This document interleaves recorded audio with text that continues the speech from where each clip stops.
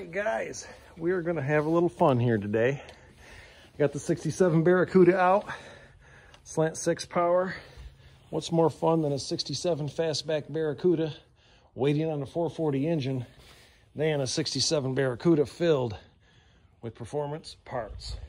So, all right, we're going to do a little unboxing here, or I don't know. If you don't like unboxing videos, I guess, not a big deal because I've already peeked in some of the boxes. So this is not a true unboxing video. But we're just going to see what kind of parts I have here because, I don't know, some of you might be interested. I've been stockpiling them for a while. They are in the car, in the back seat. They were in the front seat, but I moved most of them back here, although the box didn't fit. So as you can see, I've been buying parts from various places, from Jegs, I guess, one of the sources. And first part out of the box here, new valley tray and new gaskets. So that's going to go under the intake manifold. I haven't decided if I'm going to paint that orange or not. That might look good. I'm going to use a Edelbrock aluminum intake. And it's a used one, but it's in pretty good shape. I bought that off of the for A-Bodies Only forum. A gentleman had that for sale. And yeah, I got a carburetor too, which was off of Facebook Marketplace. It's a 750 double pumper, which for the street should be okay on the 440. I know some people think you need to go 850 or bigger, but we're going to at least start with it. Nice oil pan from Jegs, also the pickup that goes with it. Obviously, everyone's talking about going with these deeper oil pans, more oil capacity. You use them in conjunction with a windage tray. There's already a little like windage panel in here to keep the oil down in the sump. The thing with these Mopars, with the sump towards the front and drag racing, right? You slam on the gas, you're pulling big G-forces, hopefully, with a strong engine for the whole length of the quarter mile or however long you're drag racing. And you could starve the engine from oil. With 1G, I guess, it's all the way back on a 45-degree angle on the back of the engine. And yeah, you need a windage tray or something to keep that oil down near the sump. And more oil is better as long as your oil pan doesn't hit the ground, bottoming out. Okay, what else? We have a Jegs dipstick. It's a chrome one. Again, I don't know. I might paint that black or something. I don't know that I want to highlight my dipstick, but I've got the one that they had available at the time. I've been collecting the parts for a while, so I've got a variety in here. I almost forgot everything I have. I've got a Carter fuel pump, so we're going to run just the mechanical fuel pump. Some people go with the electric. I'm going to go with the standard mechanical pump. They had recommended this one, so I guess it's got the volume I'm going to need for the size carburetor I'm using. If not, well, we'll upgrade it. I just dropped a gasket. I don't know why it comes with two, but okay. We've got a couple gaskets. And yeah, I guess I'll put that on before it goes in the car. No hurry on getting it in the car, guys. A lot of things have to change. The K-frame, the torsion bars, the front suspension, the brakes. I'll need a different transmission, a different drive shaft, probably a different rear end. There's kind of no end to these engine swaps when you are doing a slant 6 car because everything needs to be upgraded, I think, for 440 power. All right, what else do we have here? We have Jegs Red Hot power wires. So let's take a look here. I'm going to probably leave these out and see if they fit with the distributor when we get to that. Hopefully this stuff is showing up on the camera. And yeah, the key is this cap size, if that's going to fit on the distributor cap that I have. So let's see. And the plugs, I guess, for that matter. I just bought plugs recently. I think I know where they're at. They're in a package over here, a small pack. Okay, so we're going to set those aside and take another look at those when we get the mating components. What else? Timing tape. Chrysler timing tape for a 440. This is going to wrap around the harmonic balancer so we can get more accurate timing when we get to getting it running. I have a fuel filter. All right, this isn't too exciting, is it? But we're gonna need a fuel filter. I've got some work to do on the car related to the fuel system. My fuel gauge isn't working. Common problem on the Mopars. I'm not sure if it's the sending unit or something in the dash, but I'll be checking it out. I don't know if I'll do a video on it. Tachometer. This car is a pretty base car. No tachometer. So I bought an Autometer tach. I think I opened this before. This isn't how it comes, just banging around in here, but I had taken a look at that, I think, when it came. So I've got a nice tach, and we'll get that hooked up probably before engine break-in so we can see the RPM we're running. Timing chain. This is a sweet one, guys. I was excited to get this. It wasn't in stock initially, and then it became available, and they drop shipped it to me. So if it's showing up, there's all kinds of increments here. You've got your 0, you've got advanced 2, advanced 4, advanced 6, etc., all the way to 8, and retarding, R2, 4, 6, 8. So there's a bunch of different settings. I'll go through the instructions on that. It's a double roller. You see the 2 sets of teeth there. Big, thick chain. Thing looks sweet. So I'm excited to get to, you know, putting the cam in and getting this set up. I'm going to plan to degree the cam. So we'll do a video on that. And let's see, other than some stickers, we've got this starter. All right, this is a mini starter, and I believe it was on sale. I mean, it wasn't cheap. I want to say it was 120 bucks. Is anything cheap on a big block Mopar? I don't know. I heard someone say you could do one of these builds for $3,000. I might add up the cost of all these and see where we're at, but we've got a nice mini starter. Thing looks sweet. We're going to want to, I think, go with headers on this car. I want it to sound good, make as much power as possible. I was tempted to do like an iron exhaust manifold to give more clearance to the power steering, because this is a power steering car, and I really like power steering. It is a super cool feature. If you've never experienced a 60s car, you know, with power steering, I mean, it is just like buttery smooth, like one finger. I mean, it feels like a Cadillac. I know manual steering boxes are cool and you don't really need much more. In fact, it's probably a better setup for drag racing, but this is a car I'm going to drive on the street. I don't even have plans initially to get this thing to the track, although I'm sure it'll end up there. I'm just not like, that's not the sole purpose of this thing. So let's see what we have here. These came recently, and if I'm not mistaken, let me see here. Shipping department, where did I get these from? It was Amazon or eBay.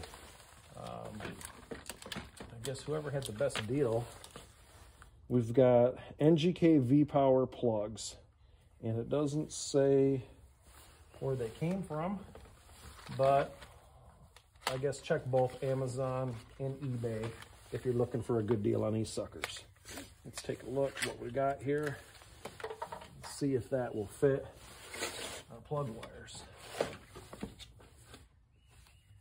Oh yes, it does. Okay, good. So we're off to a good start. Next we'll be checking the distributor cap and make sure I bought right.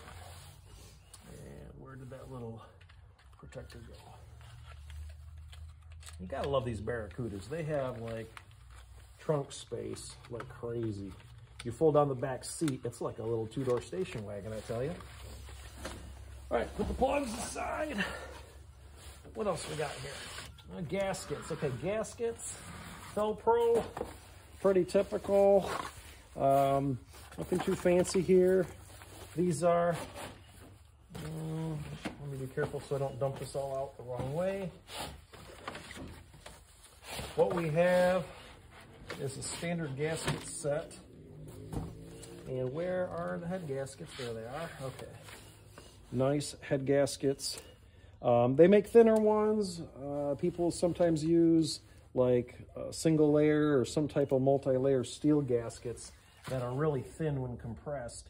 And what that does is gives you a little bit more compression. I don't know that I'm really worried about that. I mean, you guys know the engine here has got flat tops in it. So Are we really worried about, you know, getting ultimate compression out of this? I'm not so sure. I think that we'll probably just use these Felpro gaskets. That'll be fine. Cork for the valve covers in the oil pan should be fine. I guess these are exhaust gaskets, and intake gaskets were with the valley tray. So yeah, there's a bunch of other stuff here. A new seal for the front cover, it looks like. What else? Yeah, water pump, different things. A couple, is that thermostat? I think water pump over here. Oh, another fuel pump gasket. I probably have more gaskets than what I need. And there's like multiple sets of these other ones, which I think are those valve seals. I'm not even sure. I don't do a lot of cylinder head work, guys. We'll probably do some porting and polishing, but other than, I guess I've disassembled them before and brought them to a shop. We'll talk about that in a minute. All right. High volume oil pump, also from Mancini Racing. So I bought a few parts from those guys. I'm going to plan to take this apart and make sure it's all clean. It's a brand new, but let's make sure that there's no metal debris in there from the machining. Make sure it's nice and clean. So that'll all come apart. It also came with a gasket. And I probably have plenty of gaskets if all the components are coming with gaskets. And I bought a full gasket rebuild kit. So that's a Melling high volume oil pump. All right, what's next here? Summit. Okay, well, the competitor to Jegs. Not sponsored by any of this stuff. I'm paying cash out of my pocket. And honestly, that $3,000 number I've heard, which maybe that works for a big block Chevy, I don't know that $3,000 is going to do a big block Mopar. But we'll see. Okay, here's eBay. So I'm going to guess those spark plugs came off Amazon. And let's see, what do we have here? Oh, these are alternator brackets. So the engine I bought is a 68 440, and it did not come with, you know, the alternator or the brackets or any of the accessories, man. It didn't have a carb on it. It didn't have like throttle return spring brackets and things like that. So I have to pick up this stuff separately. Guys, it was cheap, like maybe 15 bucks or something. So it's not terrible, and you got brand new, so I'm not gonna sweat the details there. What do we have here? I think I know what it is. I think it's the distributor.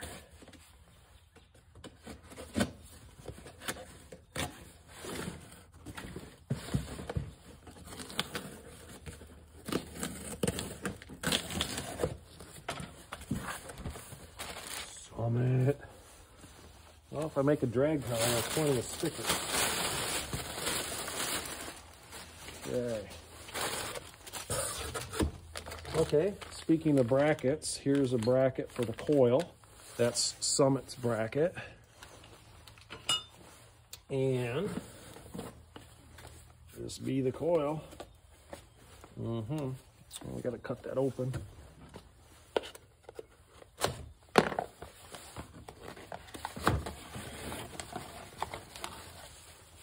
I call them, talk to them, because there are so many different types of coils. They got coils for points ignition, for electronic ignition. They got CD, capacitor discharge. They said this is the one. So I trust it is. I'll probably do a little more research, because when you get ready to start the engine with a new cam, you want to make sure everything's right. So we'll have to be sure that everything's going to light off. We'll probably, you know, check it. That it's sparking properly, nice thick spark, before it's like connected to the engine with gasoline and everything else. Okay, Proform. Can you see that? This is the Chrysler Electronic Conversion Distributor Kit. And this particular one is about $132 for the kit at Summit. And this is the one without the tan cap. So I went with the black cap. So I think this is the one we need. Check those plug wires. Let's see here. Boy, I don't know, guys. We might be in trouble on the plug wires. I'm not sure that that is going to fit over there. I'm assuming that that's the right end. The straight boot must be there. I mean, I could probably make it fit, but man, I might have to change the boots on those or ship them back and get some different ones. I'm surprised that those don't fit the cap. But there you go. There's my first oops moment here. Is I think I have the wrong plug wires, and I probably deserve a kicking for ordering those from Jegs and ordering the other stuff from Summit. So there's a lesson learned there, guys. Maybe buy things at the same time from the same place. You might be better off. Okay, ignition module orange. There's a cord in here, or the wire harness, I should say. I guess a ballast resistor. So we'll have the orange box powered electronic ignition, no points. All right, set that aside. Plug wires. I got to fail on that.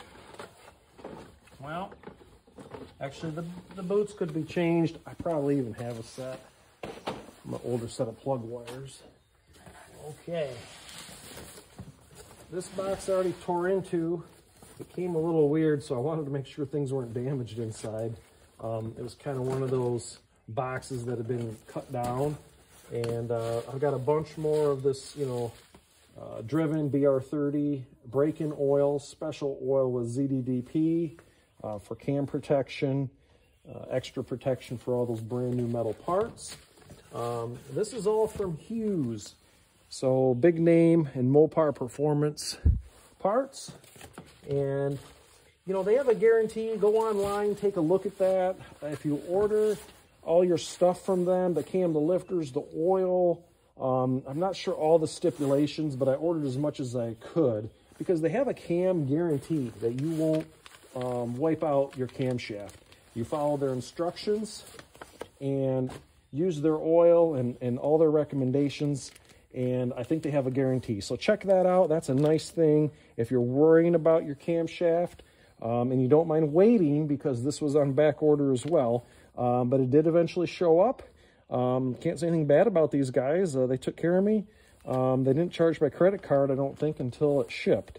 So I have a hardened fuel pump push rod and a brand new cam bolt and washer. Okay, we've got their Hughes 5003 high performance hydraulic lifters. Hopefully those are the right ones for a big block. I've got their cam grind SMC 3245BL, and I think what that boils down to is it's like a street version, a nice sounding cam, the Whiplash series. It also has number 62206 on it, and then there's that other number again, 3245BL. And this particular cam is, just not a roller. It's a hydraulic, flat tappet hydraulic lifter cam, and that's what I wanted. I didn't want to do all the messing around with a roller cam conversion, all the extra cost. You're probably at least another $500 when you get into roller cams. The lifters are more expensive, the cam is more expensive.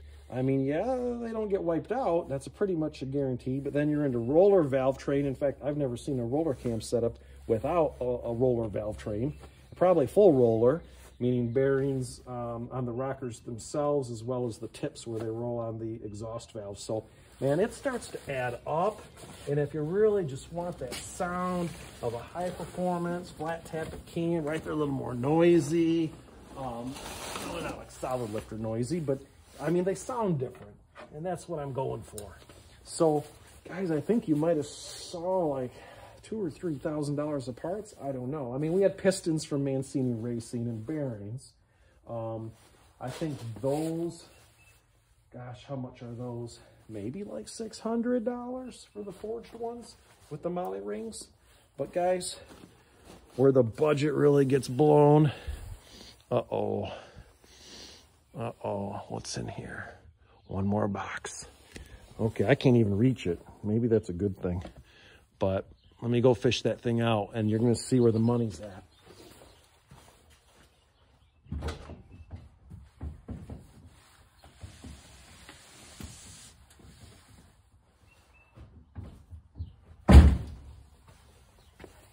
How big is this car? I mean, like, really? You could probably put a surfboard in here. Look at that.